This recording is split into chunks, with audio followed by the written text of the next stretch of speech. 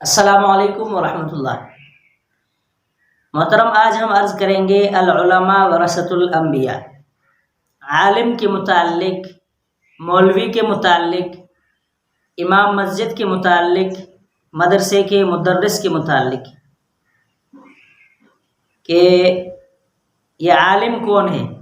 تو اس کے لیے فرمان ہے کہ العلماء ورثۃ الانبیاء، عالم یہ انبیاء کے وارث ہیں۔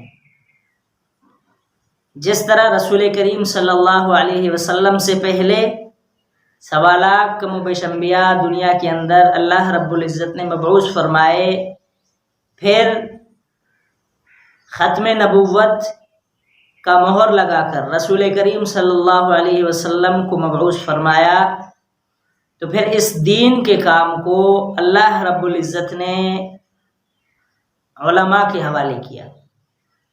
اسی لیے اللہ رب العزت نے عالم کو نبی کا وارث بنایا ہے۔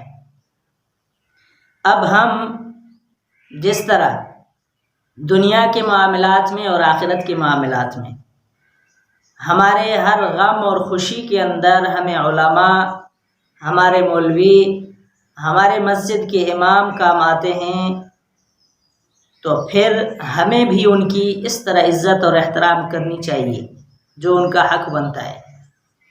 آج کل سوشل میڈیا کا نظام ہے، سسٹم ہے، اس میں علماء کی بڑی تکفیر کی جاتی ہے، علماء کی بڑی گستاخیاں کی جاتی ہیں جو کہ ناقابل برداشت بھی ہیں اور مستقبل کے لیے اس قوم و ملت کے لیے تباہی کا سبب بھی ہے۔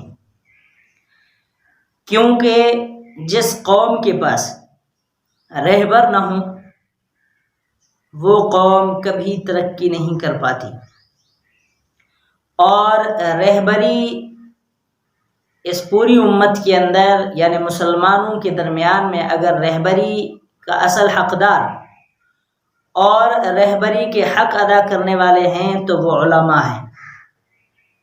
ہم نے علماء کو اپنے دینی معاملات سپرد کیے ہیں، یعنی نماز، روزہ، زکوٰۃ، حج، قرآن شریف کی تعلیم و تعلم، درس و تدریس، مسجد کے محراب و منبر ہم نے ان کے حوالے کیا ہے۔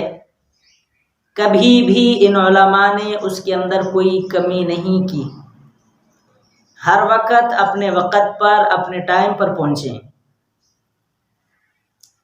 لیکن ہم نے ان کی اس قدر احترام اور عزت نہیں کی جو ان کا حق بنتا ہے۔